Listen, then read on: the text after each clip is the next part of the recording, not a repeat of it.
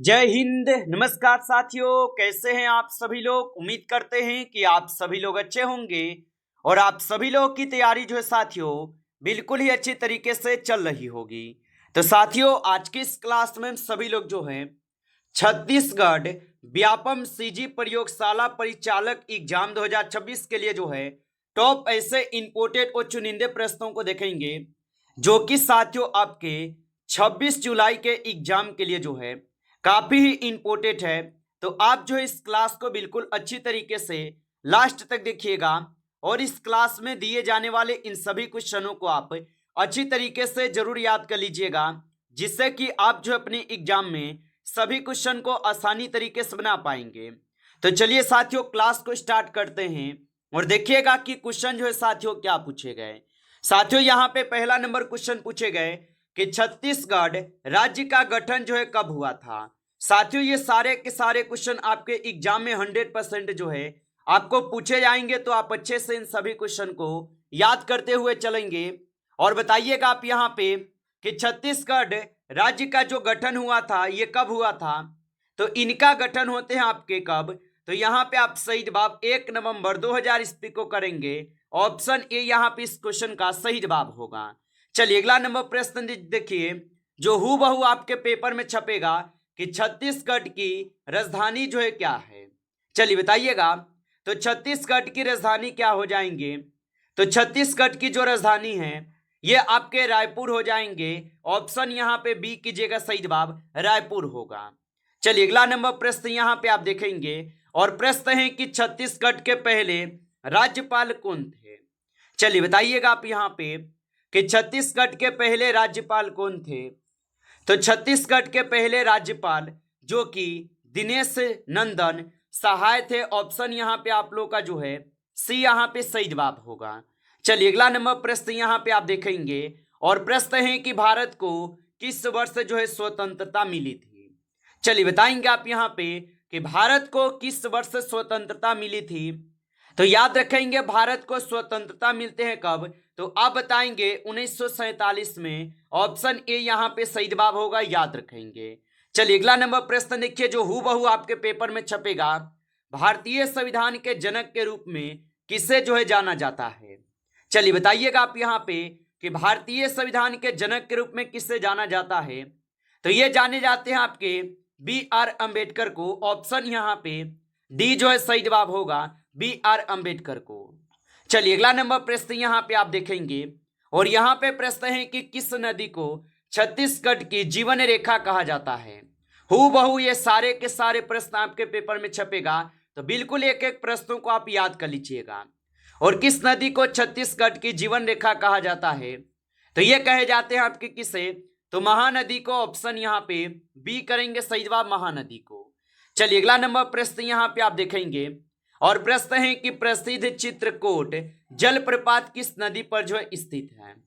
चलिए बताइए, तो प्रसिद्ध चित्रकूट जलप्रपात किस नदी पर स्थित हो जाएगा। तो ये स्थित हो जाएंगे इंद्रावती नदी पे। ऑप्शन यहाँ पे सी कीजिएगा, सही जवाब याद रखेंगे। अगला नंबर प्रश्न यहाँ पे आप देखेंगे और यहाँ पे प्रश्न है कि छत्तीसगढ़ का राजकीय पशु जो है क्या है।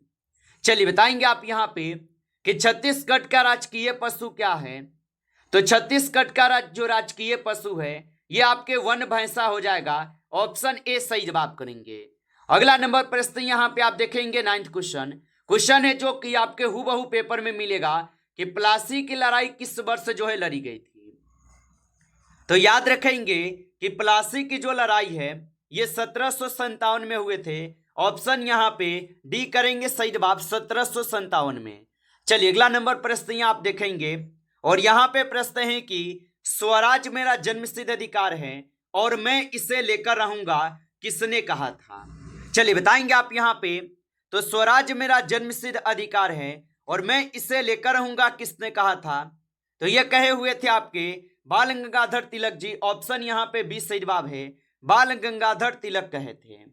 चलिए अगला नंबर प्रश्न यहाँ पे आप देखेंगे और यहाँ पे प्रश्न है कि कौन सा पादप उत्तक जल के परिवहन के लिए जिम्मेदार है।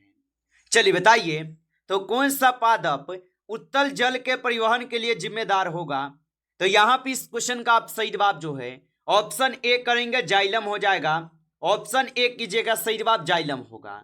चलिए अगला नंबर प्रश्न आप देखेंगे कि पत्तियों में बने भोजन को पौधों के अन्य भागों तक कौन सा यहाँ पे उत्तक पहुंचाता है।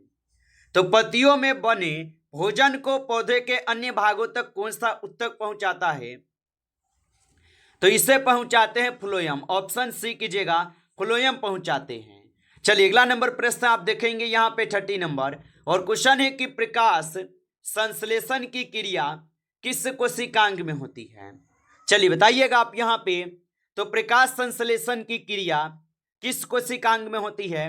तो ये होते हैं आपके किस में। तो यहाँ पे इस क्वेश्चन का सही जवाब ऑप्शन बी करेंगे, हरित लवक और क्लोरोप्लास्ट में होगा। ऑप्शन यहाँ पे बी कीजिएगा, सही जवाब। चलिए अगला नंबर प्रश्न यहाँ पे आप देखेंगे कि जीवों का 5 जगत वर्गीकरण किसने जो है प्रतिपादित किया था। तो जीवों का 5 जगत वर्गीकरण किसने प्रतिपादित किया था। तो ये किए हुए थे आपके R.H. विहेटकर। ऑप्शन यहाँ पे आप लोग का डी जो है सही जवाब होगा। आगे देखिए अगला नंबर प्रश्न यहाँ पे है कि किस कोशिकांग को कोशिका का ऊर्जा घर कहा जाता है। चलिए बताएंगे आप यहाँ पे। और आप अभी तक इस क्लास को लाइक नहीं किए हैं तो आप लोग इस क्लास को एक बार लाइक कर लेंगे, और नए हैं आप इस चैनल पे तो चैनल को सब्सक्राइब करके ऑल नोटिफिकेशन को ऑल पे दबा के जुड़ जाइए, जिससे कि जब भी कोई नई क्लास हो सबसे पहले क्लास का नोटिफिकेशन जो है आपके पास पहुंच सके। तो चैनल को आप सब्सक्राइब जो है जरूर कर लीजिएगा। और बताइए कि किस कोशिकांग को कोशिका का ऊर्जा घर कहा जाता है। तो ये कहे जाते हैं किसे। तो ये कहते हैं माइटोकॉन्ड्रिया को। ऑप्शन ए यहाँ पे सही जवाब होगा। आगे देखिए अगला नंबर प्रश्न यहाँ पे आपसे 60 नंबर है, फलों को पकाने के लिए कौन सा गैसीय पादप हार्मोन जिम्मेदार है। चलिए बताएंगे। तो फलों को पकाने के लिए कौन सा गैसीय पादप हार्मोन जिम्मेदार होगा। तो ये हो जाएंगे एथिलीन। ऑप्शन सी कीजिएगा, एथिलीन होगा। चलिए आगे देखिए अगला नंबर प्रश्न यहाँ पे आपसे दिए गए, और यहाँ पे प्रश्न है आपसे निम्नलिखित में से कौन सा एक बीजपत्री मोनोकोट यहाँ पे पौधों का उदाहरण है। तो निम्नलिखित में से कौन सा एक बीजपत्री पौधों का उदाहरण है। तो यहाँ पे आपके मक्का हो जाएगा। ऑप्शन बी कीजिएगा, मक्का होगा। चलिए अगला नंबर प्रश्न आप देखेंगे, और यहाँ पे 80 नंबर क्वेश्चन है, बिना फूल वाले पौधे जो बीज उत्पन्न नहीं करते उन्हें जो है क्या कहा जाता है। तो बिना फूल वाले पौधे जो बीज उत्पन्न नहीं करते उन्हें क्या कहते हैं। तो उन्हें कहते हैं यहाँ पे क्या। तो 80 क्वेश्चन का सही जवाब ऑप्शन डी कर देंगे। आगे देखिए अगला नंबर प्रश्न यहाँ पे आपसे 90 नंबर है। क्वेश्चन है कि पादप कोशिका भित्ति मुख्य रूप से किस पदार्थ की बनी होती है। तो पादप कोशिका भित्ति मुख्य रूप से किस पदार्थ की बनी होती है। तो ये बने होते हैं किसके। तो ये सेल्यूलोज के बने होते हैं। ऑप्शन ए सही जवाब होगा। आगे देखिए अगला नंबर प्रश्न यहाँ पे 20 नंबर है, पौधों की पत्तियों से वाष्प के रूप में जल की हानि को क्या जो है कहा जाता है। तो पौधों की पत्तियों से वाष्प के रूप में जल की हानि को क्या कहते हैं। तो इसे कहा जाता है यहाँ पे वाष्प उत्सर्जन। ऑप्शन यहाँ पे बी सही जवाब है, वाष्प उत्सर्जन कहते हैं। आगे देखिए अगला नंबर प्रश्न यहाँ पे 21 है। क्वेश्चन है कि एक वयस्क मानव कंकाल में कितनी जो है हड्डियां होती है। तो एक वयस्क मानव कंकाल में कितनी हड्डियां होती है। तो इनमें होते हैं कुल आपके 206। ऑप्शन यहाँ पे सी सही जवाब है, 206 हड्डी होते हैं। आगे देखिए अगला नंबर प्रश्न यहाँ पे आपसे दिए गए कि किस भाग को हृदय का प्राकृतिक पेसमेकर जो है कहा जाता है। तो याद रखेंगे कि किस भाग को हृदय का प्राकृतिक पेसमेकर कहा जाता है। तो ये कहे जाते हैं एस ए नोड को। ऑप्शन ए यहाँ पे सही जवाब होगा। चलिए आगे देखिए अगला नंबर प्रश्न यहाँ पे दिए गए 23 नंबर क्वेश्चन है कि किस रक्त समूह को सर्वदाता जो है कहा जाता है। चलिए बताइए।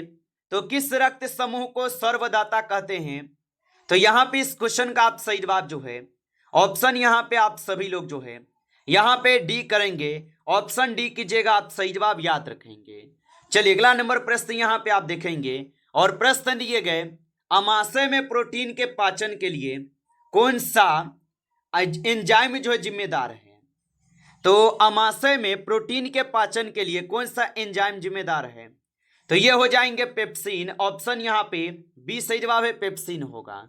चलिए आगे देखिए अगला नंबर प्रश्न यहाँ पे दिए गए, और प्रश्न है कि एक स्वास्थ्य वयस्क मनुष्य का सामान्य रक्तचाप जो है कितना होता है। तो एक स्वास्थ्य वयस्क मनुष्य का सामान्य रक्तचाप कितना होता है, तो ये होते हैं आपके 120 mm, एच यहाँ पे 80 Hg। ऑप्शन आप सभी लोग का सी जो है सही जवाब है। चलिए अगला नंबर प्रश्न यहाँ पे है और प्रश्न है कि मलेरिया किस वर्ग के रोगजनक के कारण होता है।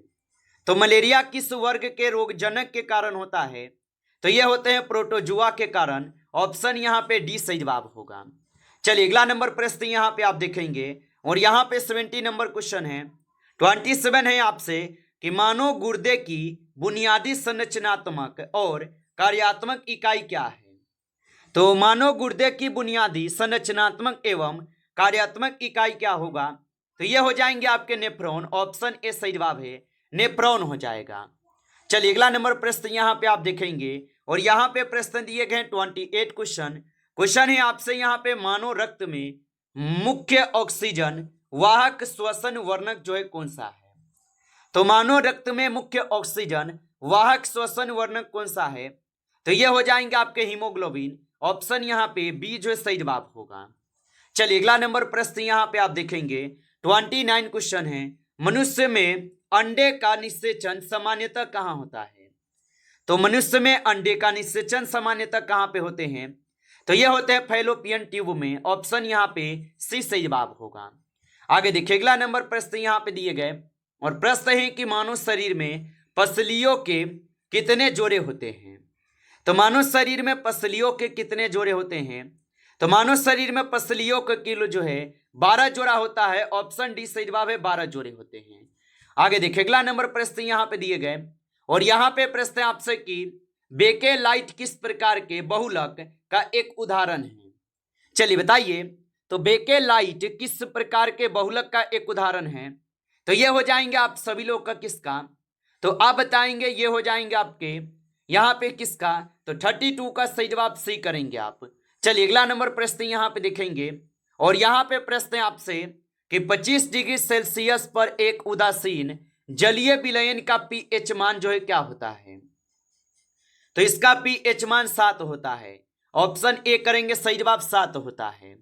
आगे देखिए अगला नंबर प्रश्न यहाँ पे दिए गए हैं 34 नंबर क्वेश्चन है। बॉयल के नियम के अनुसार स्थिर तापमान पर दाब होता है। तो बॉयल के नियम के अनुसार स्थिर तापमान पर दाब होता है, तो ये होते हैं आप सभी लोग का आयतन के व्युत्क्रमानुपाती। ऑप्शन यहाँ पे डी जो है सही जवाब होगा। चलिए अगला नंबर प्रश्न यहाँ पे आप देखेंगे और यहाँ पे 35 क्वेश्चन दिए गए कि इलेक्ट्रॉन युग्मों की साझेदारी से बनने वाले रासायनिक बंध को क्या कहा जाता है। तो इलेक्ट्रॉन युग्मों की साझेदारी से बनने वाले रासायनिक बंध को क्या कहते हैं, तो इसे यहाँ पे कहे जाते हैं सहसंयोजक बंध। ऑप्शन यहाँ पे बी आपका सही जवाब होगा। नमस्कार साथियों, इस क्लास में जो है आपके टॉप 35 क्वेश्चन थे जो कि काफी इंपॉर्टेंट क्वेश्चन थे। साथियों यदि आपको क्लास अच्छा लगा हो तो क्लास को आप लाइक कर लेंगे। नए जुड़े हैं आप इस चैनल पे तो चैनल को भी आप सब्सक्राइब करके ऑल नोटिफिकेशन को ऑल पे दबा के जुड़ जाइए, जिससे कि जब भी कोई नई क्लास हो सबसे पहले क्लास का नोटिफिकेशन जो है आपके पास पहुंच सके। तो चैनल को सब्सक्राइब कर लीजिए। चलिए फिर मिलते हैं आपसे नेक्स्ट टॉपिक के साथ नेक्स्ट क्लास में। तब तक के लिए जय हिंद, जय भारत।